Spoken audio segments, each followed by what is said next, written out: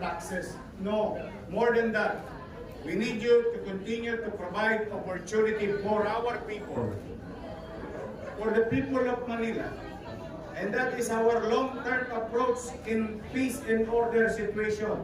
It is not about manhandling, kalawitin, yung mga tulongges at tulisan.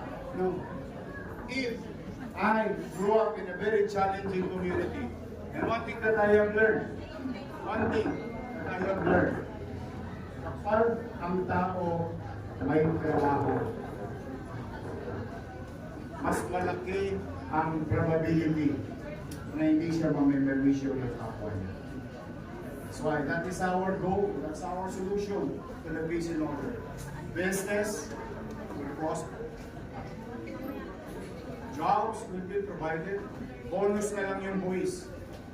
So that the people who are watching, the mothers and the fathers, sending their kids to Manila to study, will feel safe. And there is maaliwalas na pamayanan. And if I may share, George, in less than 100 days, I would, is within the striking distance, I would like to share it to you. With the ease of doing business are in place now, again, and rules on zoning was cut from 22 to 7, from 15 to 5. I'm happy to share to you and to everyone here. There is about 6,000 plus new registered business in the city of Manila for this quarter alone. And just imagine if you do your simple mathematics, one business, one job.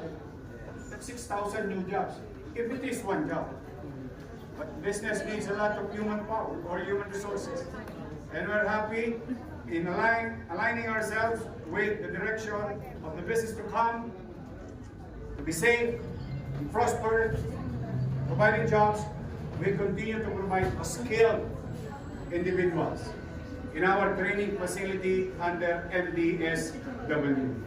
The other day, we just produced about 680 plus new skilled individuals in less than one quarter, 1,000 plus new skilled individuals. So this is what we're going to do. We'll continue to invest in MBN. Under MBN, what we call minimum basic needs. Housing, education, healthcare, and jobs. Jobs